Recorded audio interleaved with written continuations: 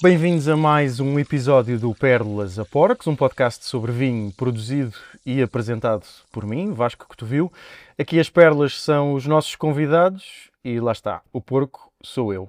Depois de na temporada passada termos falado do Dão, hoje vim mesmo ao coração de Portugal. Temos o Sopé da Serra, o maciço granítico, aqui também com alguma argila, pelo que já percebi, e a tradição centenária dos grandes vinhos de mesa. Se isso juntarmos uma irreverência muito característica, há um nome inevitável, a Quinta da Boa Vista. Aqui o clássico e o experimental andam de mão dada, com o rufia João Tavares de Pina à cabeça, mas desenganem-se os que virem na alcunha algum individualismo, porque a generosidade é mais um apelido e por isso mesmo os amigos são muitos, tantos que quando o fogo quase o mandou abaixo, foram eles que o puxaram para cima. João, bem-vindos ao Pérolas a Porcos. Começo com uma pergunta do nosso último convidado e diria se calhar bastante pertinente por causa até desta questão dos incêndios, porque acaba por ser um dos fatores que potenciam todas estas situações, que é como é que lidas com as alterações climáticas na viticultura? Lido bem, até agora ainda não senti propriamente que tivesse havido realmente tanta alteração que provocasse diferenças naquilo que nós estamos a fazer. Há antecipações, mas nós também temos essa capacidade de nos anteciparmos, temos de ser proativos para poder também apercebermos daquilo que se está a passar e conseguir tentar manter os nossos perfis sem que o que nos vai acontecendo à volta nos altere aquilo que queremos fazer, não é um pouco isso. E, portanto, há que ajustar as vindimas. Eu já me lembro-me de ter feito vindimas muito tarde, lembro-me de ter feito vindimas muito cedo, lembro-me do 2003, que foi um ano terrível, ainda não se falava de alterações climáticas nem de aquecimento global, não é? E tivemos um ano que ainda todos têm na memória, penso eu, sobretudo a malta do vinho, tem na memória como sendo um dos mais quentes do século. E, quer dizer, as coisas vão sendo assim. Eu, quando olho, por exemplo, para o ano de 2025, olho para trás e vejo um 2005 que é em tudo idêntico, com um verão, talvez sem ter tido temperaturas tão altas, mas foi um forno permanente. 2004 foi um forno permanente do princípio ao fim, não é? E depois 2005 também, porque 2005 só teve chuvas a partir de 7 ou 8 de outubro também, como, quer dizer, e portanto, há de tudo, quer dizer, e acho que essas circunstâncias, ou seja, só nos fazem realmente também estar mais atentos e ser mais criativos para conseguir manter aqueles perfis que desejamos para os vinhos que fazemos. Mas desde cedo que tu apostaste nesta uma agricultura, uma viticultura mais biológica, mais virada se calhar para a sustentabilidade, não há também uma tentativa de acautelar esses picos de calor, esses picos de umidade, com essas práticas na vinha? Não, se calhar tudo isso acontece por razões diferentes. As primeiras vinhas que eu instalei, havia vinhas velhas, mas as primeiras que eu instalei estavam numa parcela sob a qual estava o nascente da casa. O nascente que abastecia de águas, que é aqui a 400 metros de água chega aqui, através de uma mina. E, portanto, eu não podia utilizar nitratos, não podia mobilizar excessivamente, porque senão depois ia ter problemas de infiltrações de argilas. Havia argilas que iriam circular em profundidade e que iriam para as águas, nas alturas de maior intensidade de chuva. Portanto, quer dizer, começou por aí, não com o objetivo, e até porque na altura havia muito pouco conhecimento relativamente aos benefícios dos cobertos, não é? A preocupação era sobretudo a erosão, quer ela fosse hídrica, quer ela fosse provocada pelo vento, era sobretudo isso. Ainda não tínhamos o conhecimento que temos hoje relativamente a todos os outros aspectos, à própria diversidade que ela produz na fauna, porque ela também é uma consequência disso. Quer dizer, a diversidade da fauna é uma consequência disso, não é? É de termos também uma diversidade na flora, senão não acontece. E, portanto, mais tarde, naturalmente, quando comecei a tomar mais conhecimento, porque fui naturalmente aprofundando, não foi só fazer por fazer, começaram a sair mais informações, não é? O conhecimento nos últimos anos à volta destas áreas tem-se desenvolvido bastante e começaram a sair muito mais informações que realmente me fazem manter nesta linha, porque é o caminho que temos que fazer e é aquele que mais nos beneficia. Quer dizer, os cobertos trazem-nos vantagens em todos os aspectos, e nesse da diminuição da temperatura no solo, não é? Que é esse um dos efeitos, mais um dos efeitos, que eles são muitos, mais um dos efeitos é importantíssimo, porque baixando a temperatura no solo, temos uma atividade microbiológica muito maior, uma planta com uma atividade também muito mais satisfatória. Também capaz de resistir, exatamente, também, com o sistema radicular, independentemente das temperaturas à superfície serem maiores e, portanto, ela não estar em atividade, estomas fechados e está parada a dormir, mas tem um sistema radicular que está salvaguardado, com uma rede de micorrizas, com uma rizosfera ativa que continua a alimentar, que vai buscar a água a mais profundidade, em sítios onde as raízes só por si não conseguiriam e buscar nutrientes, ela tem a ajuda de todo esse lado da microbiologia, da fauna microbiológica, para poder ter acesso àquilo que necessita e permitir obter depois vinhos também com um caráter do terronho muito maior, não é? Não querendo aprofundar, vamos ter que se calhar lançar um glossário só para responder esta pergunta, porque falaste em rizosfera, falaste aqui numa série de termos. Consegues explicar para quem não percebe assim tanto? A rizosfera é uma rede de micélio que é estabelecida. Micélio, o que é o micélio? O micélio é uma espécie de um tecido esponjoso, do género que nós podemos observar no pão, no bolor, num pão quando tem um bocadinho de bolor. Isso é micélio. E, portanto, o micélio estabelece uma rede no solo fantástica, que é talvez a maior rede que nós poderemos ter ou poder imaginar em termos de planeta.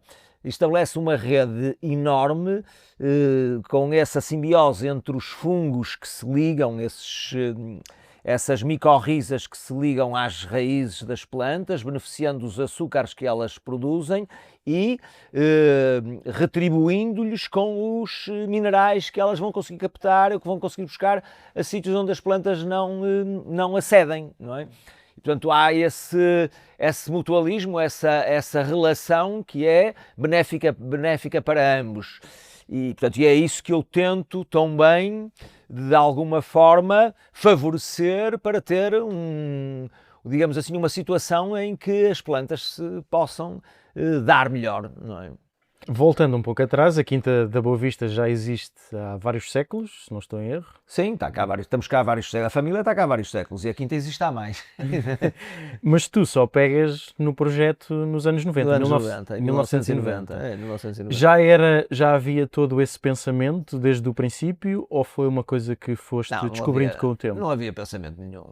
O pensamento, na altura, havia unicamente a vontade de vir para aqui, de ser agricultor, não era de ser produtor de vinho, era de ser agricultor essencialmente, que é completamente diferente de estar só com o foco no vinho, porque com o foco no vinho há muita gente e a maior parte deles nem são agricultores, não é? E aqui não, somos agricultores, produzimos tudo aquilo que fazemos e o meu foco era esse, queria ser agricultor. A minha formação era nessa área e achava que não fazia sentido nada mais senão realmente vir aproveitar este património que estava de alguma forma abandonado, porque na sequência, digamos assim, do envelhecimento do meu avô, a Quinta começou a perder a sua atividade, começou a perder a sua energia e portanto, decaiu bastante e eu aproveitei essa circunstância, o facto de estar quase abandonada para me dedicar e começar aqui o meu projeto de vida.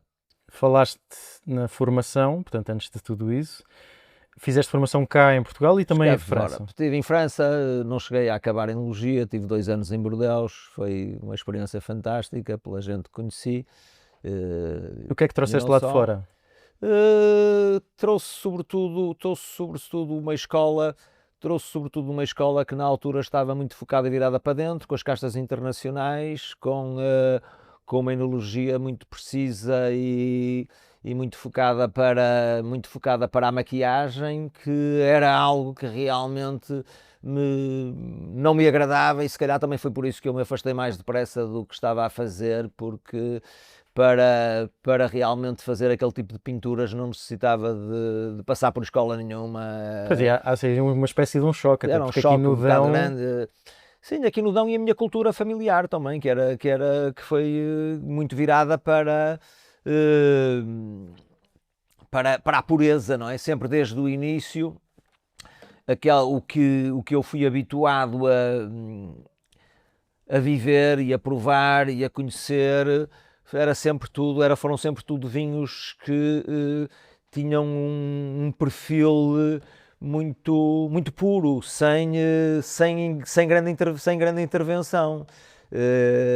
Naturalmente com vinhos com energia, não é? Vinhos com energia, mas sempre vinhos muito puros, com a fruta presente, com o terroir presente, sem haver essa intervenção externa que os adultera completamente e que os afasta da origem, não é?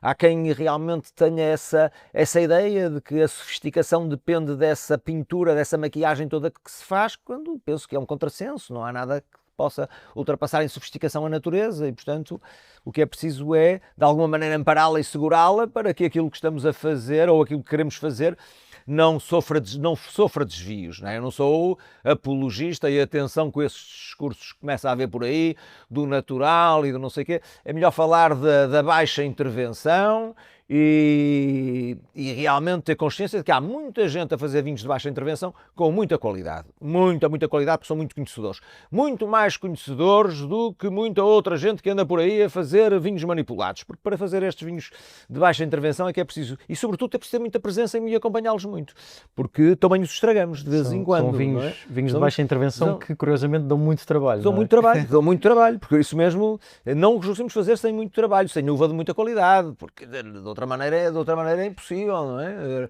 Não há. O objetivo é mesmo esse, é colher uva, transformá-la e ter vinho só com a uva que se produz, sem a necessidade de adição ou de utilização de mais nenhuma ferramenta, não é?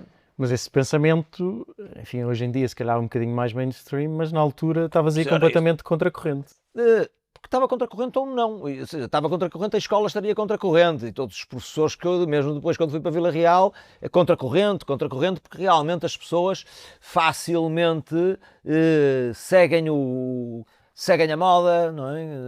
Mas eu acabei por ter a sorte de ter alguma formação de base, ou seja, alguma cultura de base que me afastou desse mainstream, dessa standardização, dessa vulgarização, porque ao fim e ao cabo isso foi uma vulgarização do vinho, não é aquela história que eu contava há bocado, de Wall Street e dos tipos que vieram de Wyoming e do Utah, e para afirmarem a masculinidade comiam bifes e vinhos e acompanhavam com vinhos extraídos.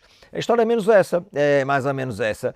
E quando realmente temos consciência de que o fruto da uva, ou a transformação da uva pode dar coisas diferentes, e adequamos o nosso gosto e o vamos cultivando a vinhos com melhor acidez, mais equilibrados, com menos álcool, naturalmente que depois nunca vamos conseguir beber nada que seja feito do outro lado.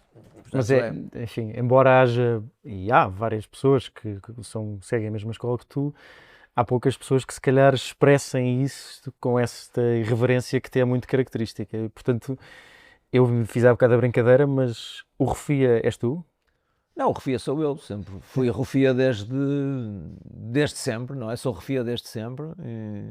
Rofia no bom sentido, não é? Se calhar faltar às aulas para jogar futebol, coisas dessas, não é? Que era muito mais agradáveis do que ter a aturar um professor o tempo todo a dizer a mesma coisa, e sobretudo porque é o tal problema, e hoje esse problema também se vive nas escolas de uma forma diferente do que aquele que eu se calhar tive na altura, mas as consequências acabam por ser as mesmas, não é? É que no ensino há gente a andar há alunos a andarem a vários ritmos, e quer dizer, e para o meu aquilo não servia, e portanto eu tinha que fugir de lá, porque estar lá sentado a ouvi-los era perder tempo, não é? Às vezes andava-se ali muito tempo a moer na mesma coisa, e E é preciso cativar as pessoas por vezes trazendo energia para o sistema para que elas se entusiasmem. E eu sou um pouco assim, sou de entusiasmos e também consigo facilmente aliar-me quando as coisas não me satisfazem, quando não tenho a vida que eu desejo, não é? Esse entusiasmo, para já temos visto nesta linha, no Refia, no Tretas, que são vinhos assim um bocadinho, como é que eu diria, se calhar um pouco mais irreverentes. Como é que essa expressão convive com os perfis, se calhar um pouco mais clássicos, que vocês também fazem aqui e que são representativos também do Dão? Eu acho que lindamente. Até porque a única diferença entre esses perfis mais clássicos e os Rufias é única e exclusivamente os continentes que são utilizados para os produzir. Os Rufias são todos feitos em inox e os outros vinhos mais clássicos são feitos em tonéis de castanho. Mas a uva, a produção da uva e a uva que usamos, a transformação, tudo isso são as mesmas. Quer dizer, não há diferença absolutamente alguma. Não há absolutamente alguma nesse processo. A única coisa que há é oxigênio, que os ditos que agora que referem como sendo os clássicos realmente têm a possibilidade de contactar, não é? De beneficiar do oxigênio através do facto de serem maturados, de serem criados em madeira e os outros estarem em inox e, portanto, num ambiente fechado e hermético, onde realmente acabam por mostrar só muito mais o lado da fruta e perderem um bocado por não ganharem a complexidade que a evolução na madeira lhes traz, não é? Mas digamos que na origem é tudo a mesma coisa e realmente o caminho se divide-se quando os fazemos porque um lado está o inox, o outro lado está a madeira e ponto final. Duas interpretações da mesma Únicas coisas, porque o perfil que nós criamos desde o início, eu tento que seja sempre o mesmo, tem que haver tensão, tem que haver aquela acidez presente, que tem que ser excessiva naturalmente e consoante também as texturas que temos, as estruturas que conseguimos obter, também os poderemos fazer variar um pouco. Mas essa é a minha preocupação quando faço a vindima, quer dizer, a única coisa que eu perco todos os dias é a acidez, o resto está-se a ganhar, é pelo que não é? Cada vez é mais açúcar, e digo que depois vai dar muito álcool, e eu detesto vinhos com álcool, que não consigo, adoro beber, e para beber tem que ter vinhos equilibrados, vinhos com álcool num volume razoável, porque quando ultrapassa os 12,5, 13, já é só para provar, e alguns nem isso se consegue fazer. Então com essa vamos se calhar provar o Pois, estávamos com bem, vamos começar a contar, vamos provar um, que eu trouxe provar o encruzado, que foi engarrafado o 23, que foi engarrafado o ano passado, e que vou brevemente começar a comercializar. Ainda estamos a acabar Isto é o atinado? É o atinado 23, o encruzado atinado 23. Exatamente, estava disponível a marca, eu aproveitei. Há aqui um contrassenso, mas às vezes é preciso, é mais uma provocação, o atinado, não é? Para quem não, obviamente que as pessoas que não estão aqui, que nos estão a ouvir, como é que tu descreverias este vinho e o que é que tu pensas, ou o que é que tu achas que o terroir do Dão lhe dá? O que é que tu vês aqui que é no fundo, que é representativo desta região? E aqui dos meus solos, há coisas que são muito importantes. É o lado salino. Nós temos solos de argila de origem oceânica e realmente é importante para que isso suceda haver esse trabalho que nós fazemos na viticultura, no campo, com a tal agricultura relativamente, digamos assim, conservativa, em que não há intervenções no solo e promovemos o mais possível o desenvolvimento da microflora através de cobertos vegetais e, portanto, para conseguir unicamente nutrir as videiras sem qualquer utilização externa, ou seja, sem utilização de inputs, sem utilização de fertilizantes. Nós produzimos sem nada. Temos um sistema que se mantém, que se gere sem a necessidade de utilização de inputs. O solo é uma fonte inesgotável de nutrientes.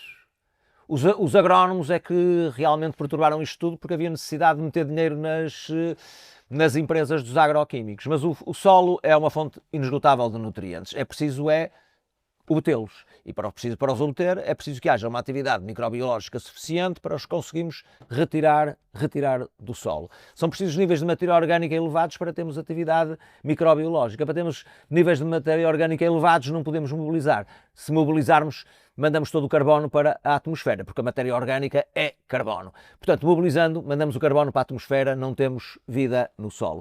E, portanto, nós conseguimos ter esses resultados quando os níveis de matéria orgânica começam a estar acima dos 3, 4%.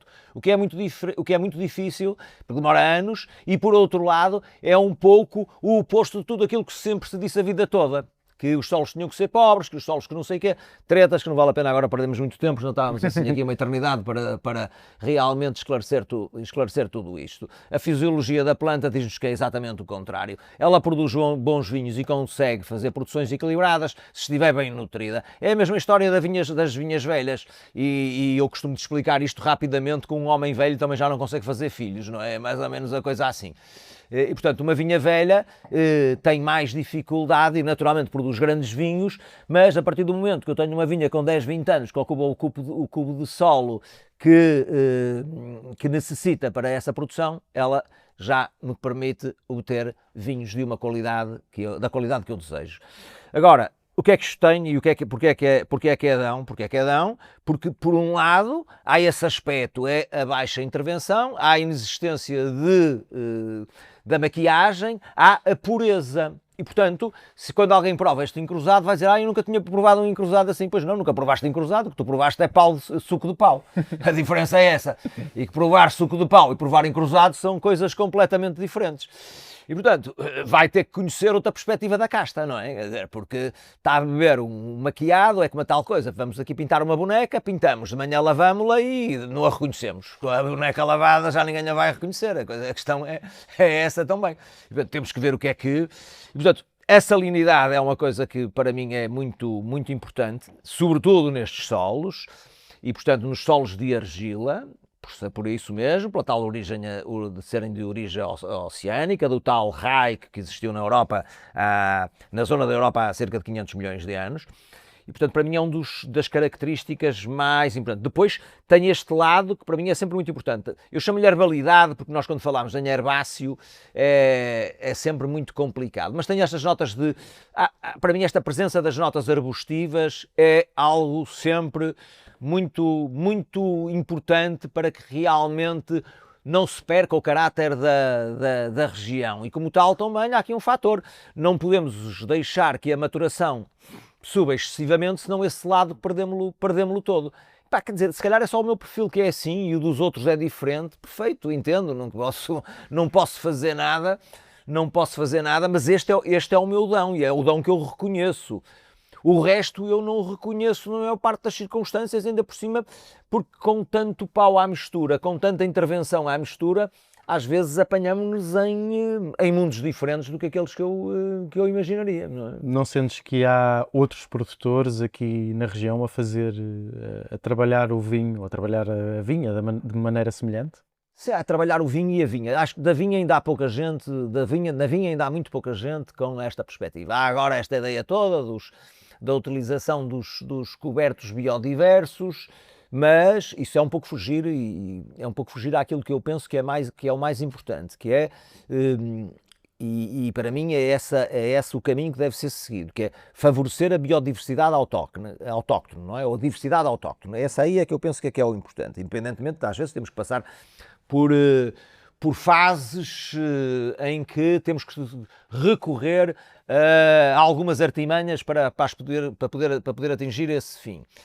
Mas, digamos assim, no processamento, no trabalho da adega, já começa a haver produtores, dá poucos anos esta parte, mas já começa a haver produtores a começarem a fazer coisas mais limpas, mais puras, não é? E penso é um caminho. Não quer dizer que o outro vá desaparecer, não vai desaparecer, até porque o standard é baixo, não é? O standard é baixo e o problema é esse. Enquanto que o standard for baixo, e nunca vai deixar de ser baixo, porque o standard e o marketing reflete esse standard do consumo, o que se vai ter que produzir para satisfazer esse standard é aquilo que se está a fazer, não é? E, portanto, penso eu, e isso é importante, reconhecer que é importantíssimo que continue a ser feito e há toda a legitimidade em fazê-lo, não é? Agora não temos todos que enverdar por um caminho único, tem que haver de tudo. Se a procura é diversa, a oferta também terá que ter essa diversidade. Mas quando pensas, por exemplo, no teu vinho e quando tentas vendê-lo lá fora ou mesmo em Portugal, o facto desse standard ser baixo não te prejudica? Sobretudo porque se tu fazes uma agricultura que te dá mais trabalho... Não, porque, quer dizer, de alguma maneira, em alguns mercados, claro que é complicado, e quando apresentamos os vinhos, as pessoas vão-nos dizer logo, não conhecia este Portugal, não é? Mas isso dizem-me a mim e dizem a muitos dos produtores que hoje em dia estão a fazer vinhos mais puros, mais elegantes.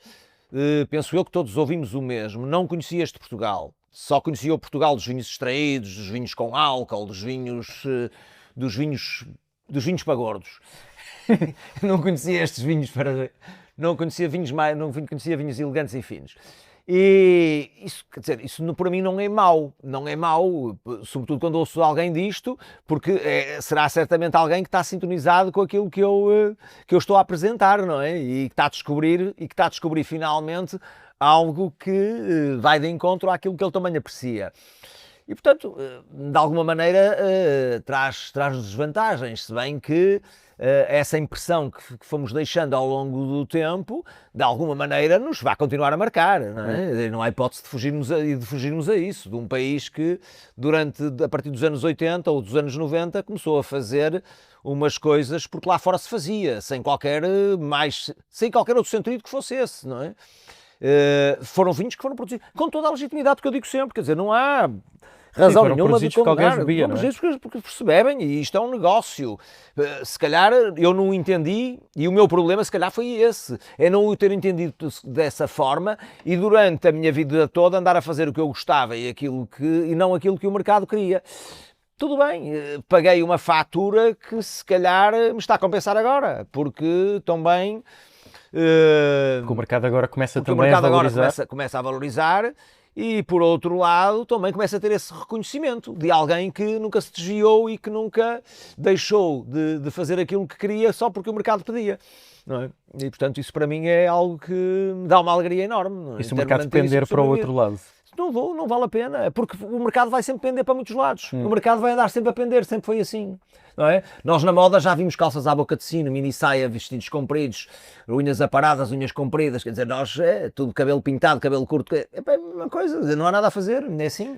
Tu disseste há bocado que uma das razões que te fez questionar o que era ensinado nas escolas, em França, quando estavas a tirar a enologia, era o background que tinhas do vinho que bebias com os teus pais, com os teus avós. Quando bebes, por exemplo, estes vinhos, os teus vinhos, como é que eles se comparam? Eu acho que o meu pai fez vinho a vida toda, o meu avô também, quer dizer, eu não posso recuar mais do que Sim. do que essa geração. E, portanto, mas sobretudo com o meu pai, foi sempre uma pessoa que low profile, sempre ligada à enologia, à maior empresa do país, e enquanto que, digamos assim, se manteve na atividade, mesmo os vinhos de topo da empresa eram vinhos que ele fazia, eram vinhos que não passavam por madeira ou que eram feitos, sobretudo os reservas, eram feitos em cimento.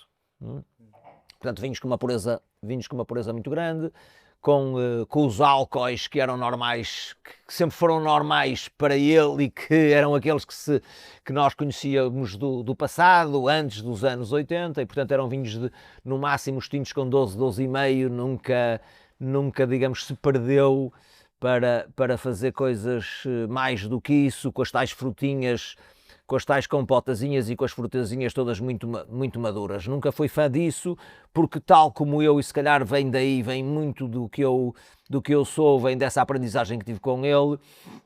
Para mim há uma coisa que é importantíssima no vinho e sem a qual eu acho que ele não tem caráter absolutamente algum, que é o lado vegetal, que para mim é importante e que a partir dos anos 90 foi condenado.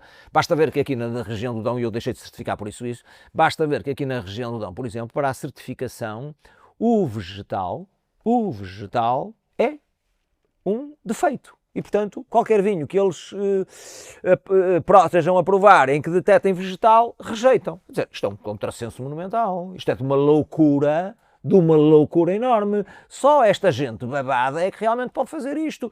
Por dizer, um vinho para evoluir, e era uma das coisas que nós encontrávamos, e nos meus, em alguns é possível, naquelas notas balsâmicas que nós encontramos nos vinhos mais velhos, com 12, 15 anos, 20 anos, vêm desse lado, vêm das notas vegetais, das notas senão elas não aparecem depois, não é?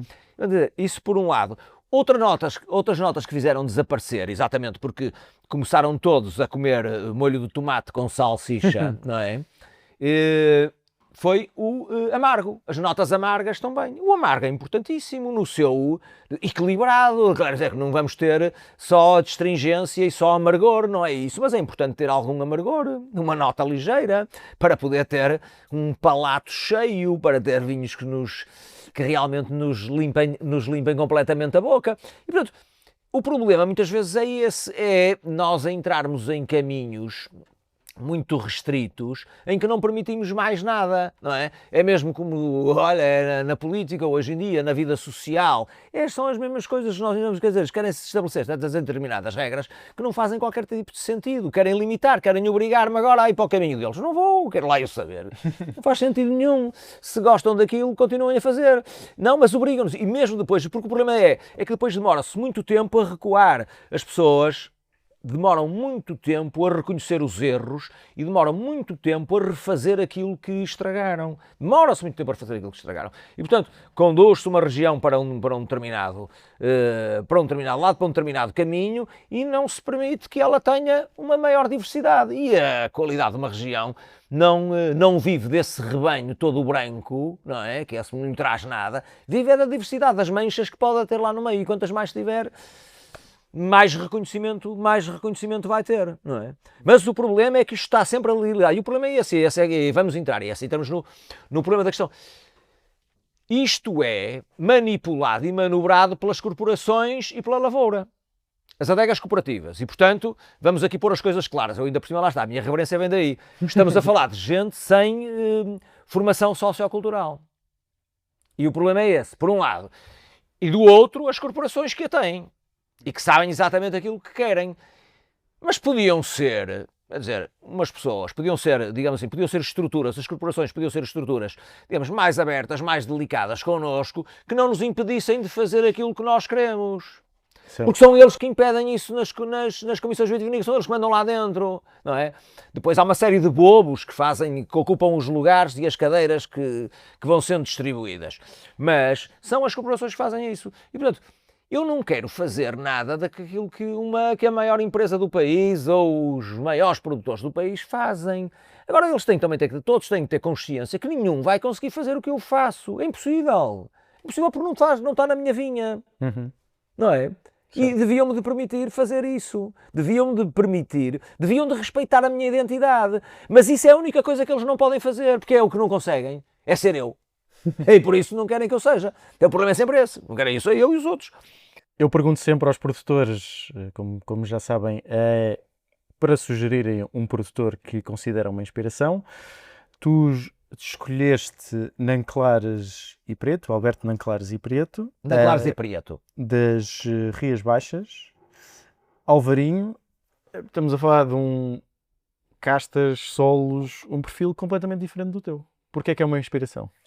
É uma inspiração porque realmente, primeiro eu gosto muito da Galiza, eu sou galego, tenho umas costelas galegas, sou Sotomayor, sou Souto Maior da Galiza, do Pedro Madruga, do gajo que acordava cedo com o meu acordo para os matar na cama.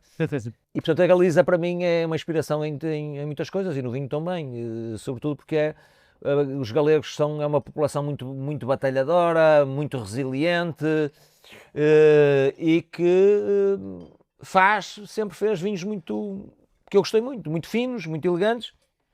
E para mim o Alberto Nanclares é realmente um exemplo, porque desde que eu comecei a provar os vinhos deles, comecei a encontrar alvarinhos e bronzes de solos de areia, de solos graníticos, muito finos, muito elegantes, que evoluem muito bem, com acidezes muito equilibradas, o que às vezes ali é difícil quando se faz vinhos com graus alcoólicos baixos, não é?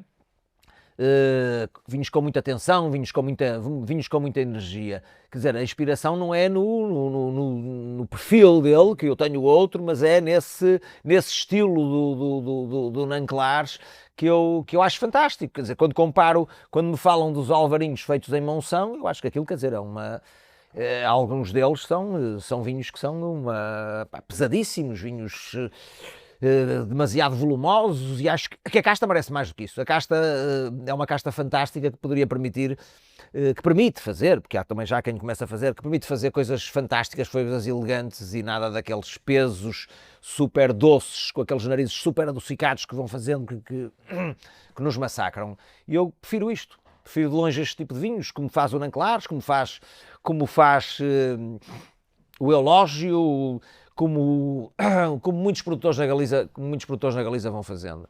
Ele de facto tem uma frescura muito interessante. Quando eu te fiz esta pergunta, tu disseste uma coisa que eu anotei logo, que foi: hoje em dia é quase só brancos, e isso aplica-se, calculo, ao que tu bebes, mas também é o que estás a fazer aqui na vinha.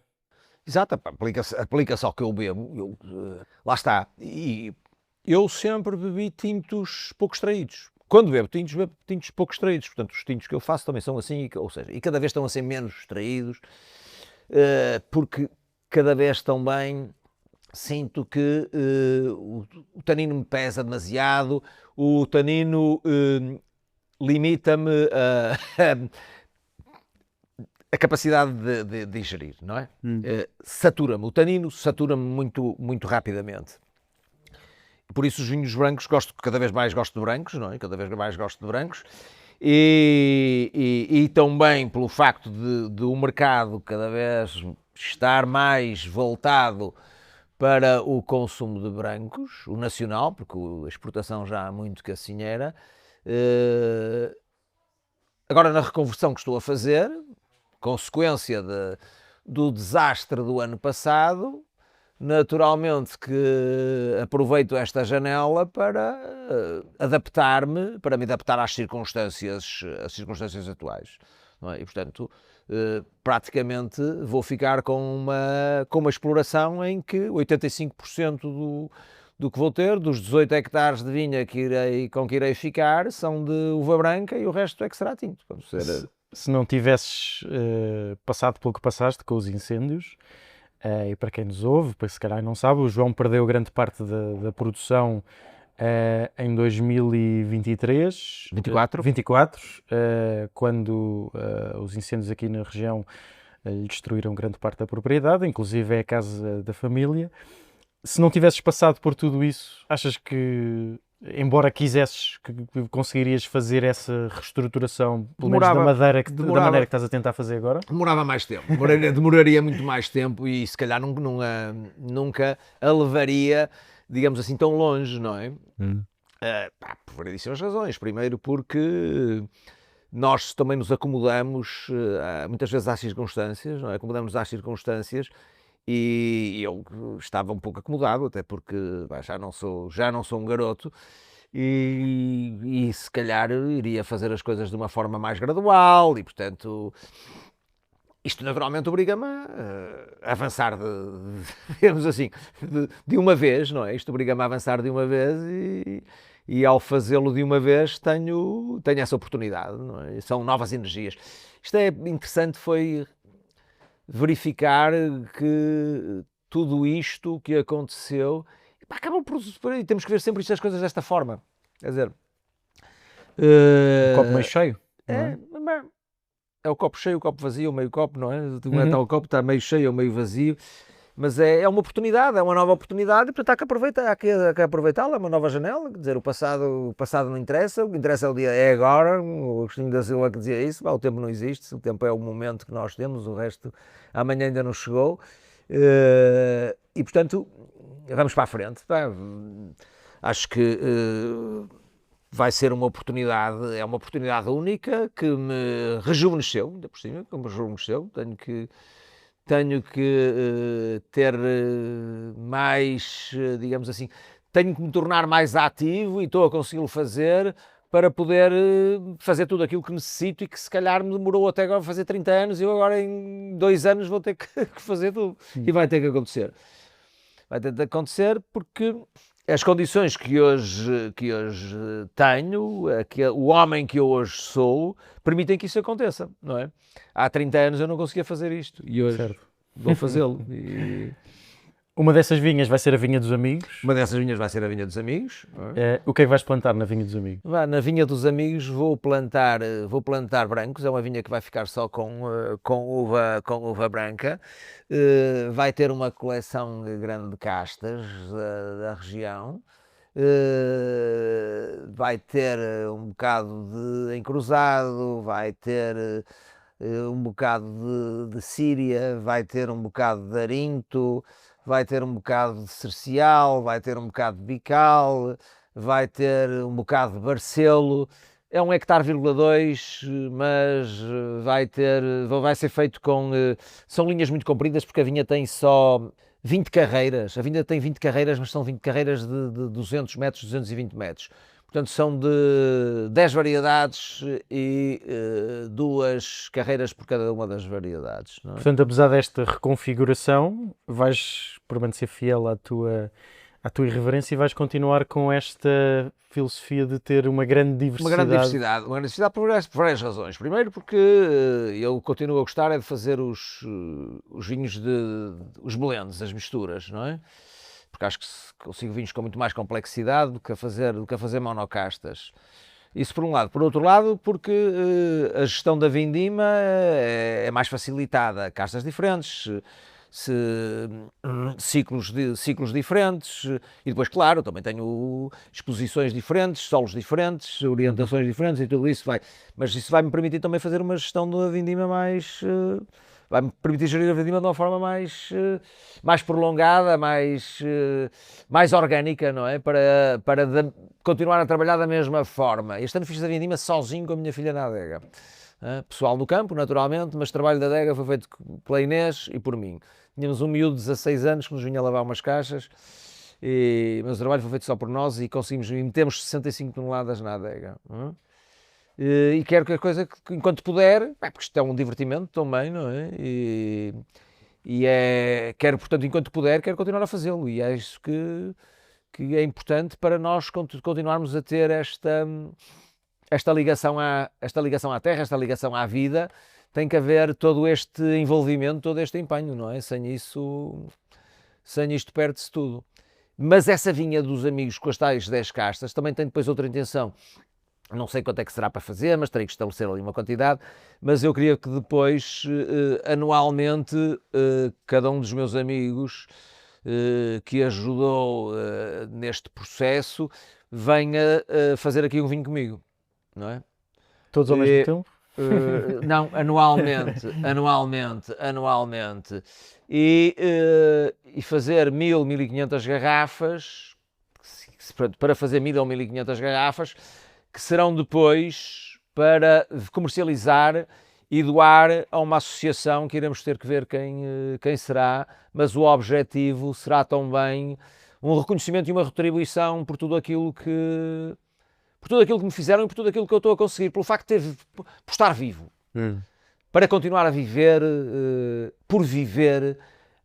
Temos que nos começar a empenhar, e eu estou numa fase em que tenho que começar a empenhar e a ter outro tipo de envolvimento com as relações com o mundo, e portanto essa vinha dos amigos vai ter que, digamos, ter uma profundidade maior do que aquela que inicialmente eu tinha estabelecido, e ela vai ter que, e se calhar ainda iremos falar muito mais sobre isto, mas vai ter que seguir por aí. É uma boa nota já para começar a concluir a nossa conversa, pegando no Alberto Nanclaras e Preto, nesta inspiração, pegando no que tu estás agora a tentar fazer com esta reestruturação. Como é que é o futuro da João Tavares de Pina Vinhos, da Quinta da Boa Vista? Como é que é o futuro? Passa pela próxima geração? Passa ainda por ti? Como é que tu vês os próximos 5, 10 anos aqui? Bem, eu espero continuar a beber garrafas de vinho enquanto puder beber garrafas. Isso é o mais importante, porque também fazer vinho e não poder beber é uma chatice, não é?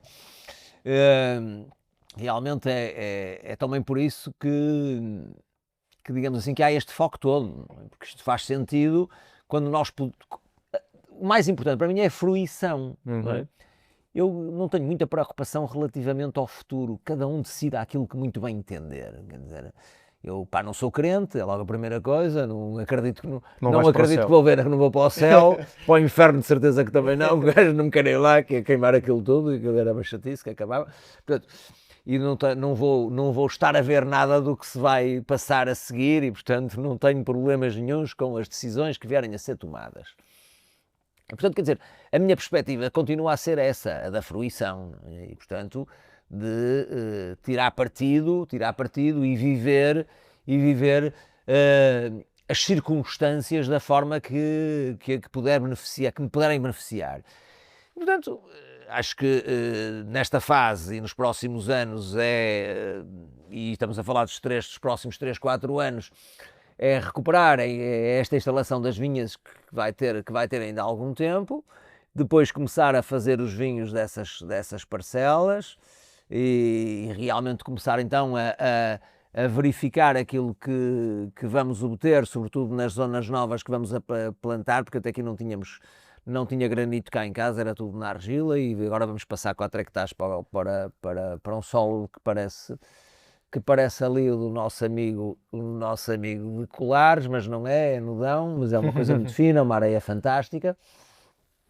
E depois se verá, mas a situação é o que vai acontecer. E, pá, não tenho muita preocupação relativamente a isso, nem sou daquelas pessoas que pensam em sucessões ou naquilo, ou o que é que vai acontecer, quem vai ficar, quem não vai querer ficar. E, pá, acho que isso é algo secundaríssimo, acho que...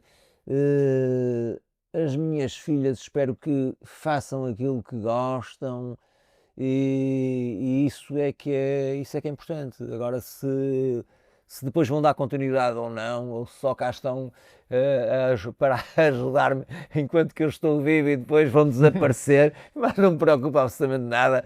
Acho que não tem qualquer... que não é isso que realmente é importante. É importante que, se vierem a fazer alguma coisa, é que tenham um interesse em fazê-lo, que tenham gosto nisto, porque realmente se for só por dinheiro, pá, que vão para outra coisa qualquer, façam outra coisa qualquer, que não é aqui que se vão safar, não é? Como a exploração de 15 ou 20 hectares, só se não temos a reputação no mercado que necessária para poder ter preços que venham a perspectivar um futuro, digamos, de riqueza. Portanto, se esperam isso, não. Se querem realmente, e se gostam de vinho, se estão interessadas em manter uma identidade que terá que ser diferente a partir do momento que forem elas a cuidar disto, que passará a ser mais delas do que minha, pois naturalmente que sim. Agora, de outra forma... E achas que gostam? Então, sim, gostam. Agora, quer dizer, a Inês pode estar mais vocacionada para isto. Agora, a Rita e a Maria são médicas e têm a vida já virada para o outro lado. Não me parece que alguma vez se possam dedicar mais a isto. Podem dar alguma contribuição, porque todas elas já colaboraram durante muito tempo. Tínhamos aqui um sistema engraçado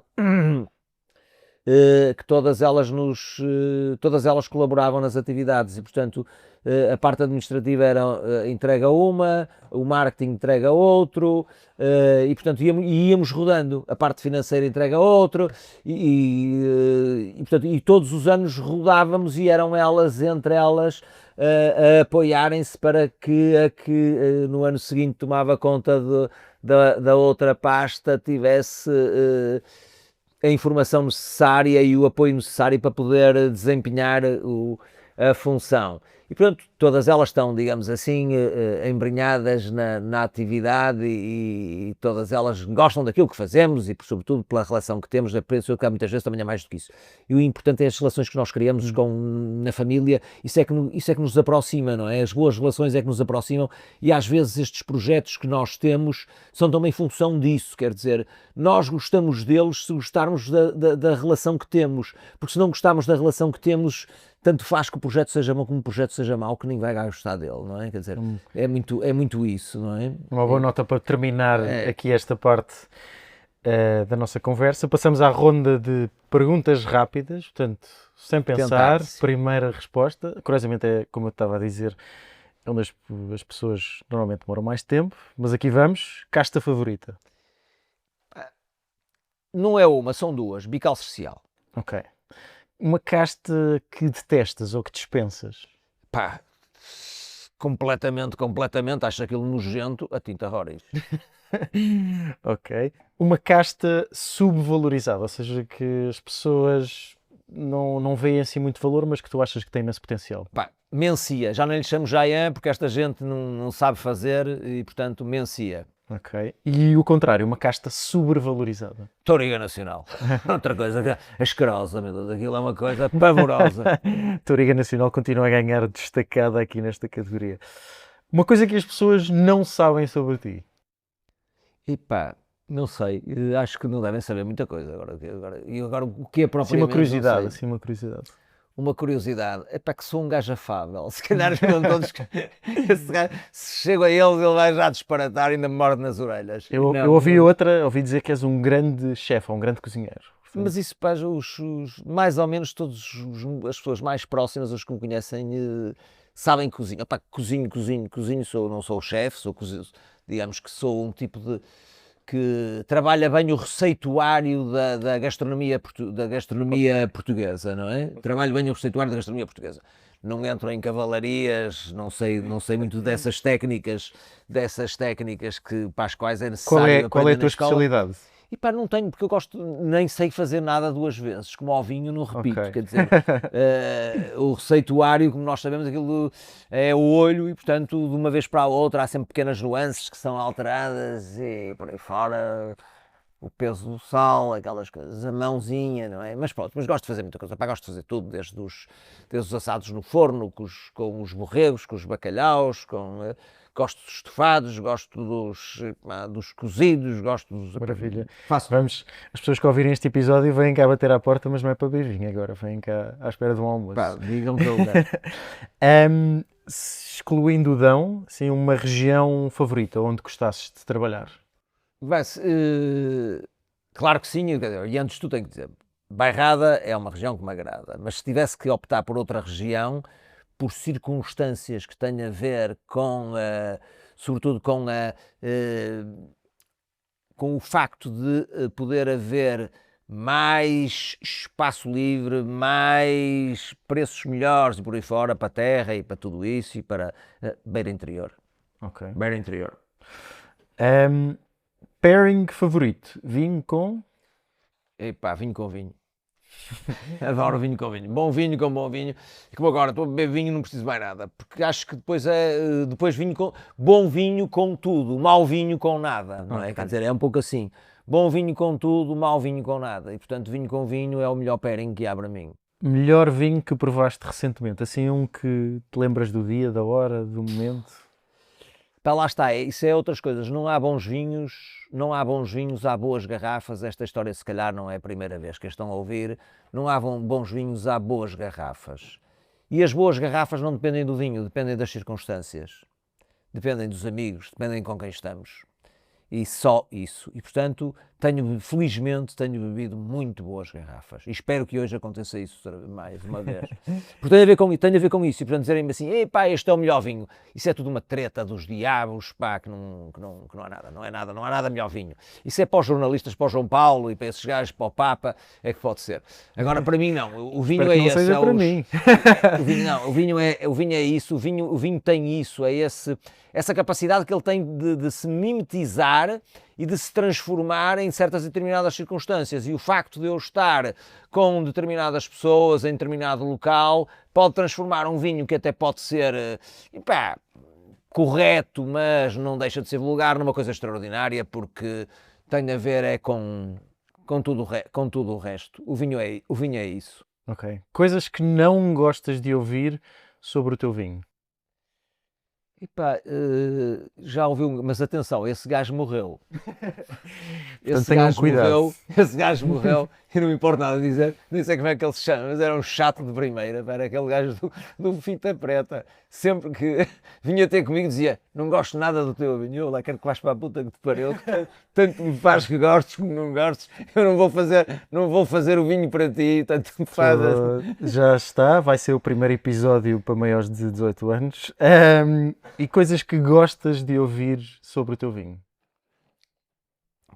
Sobre tudo isso, e já não é uma nem duas, e ouço muitas vezes, mesmo aqui, e mais ainda, e até pela boca de muitos produtores do Dão, dizerem que os meus vinhos são realmente identificáveis, que têm identidade. Isso é a coisa mais importante, independentemente de gostarem ou de não gostarem, porque eu não quero ninguém digamos assim, a bajular-me ou a lamber-me, não é? Não prescindo. Agora, para mim, se calhar esse é um dos maiores elogios que podem fazer ao vinho que eu faço, é dizer que eles realmente são reconhecíveis, que têm identidade. Isso é que é para mim importante, não é? Okay. Para terminar, se estivesses no meu lugar a falar com o próximo produtor ou sommelier, que pergunta é que fazias? Conheces o João Tavares de Pina?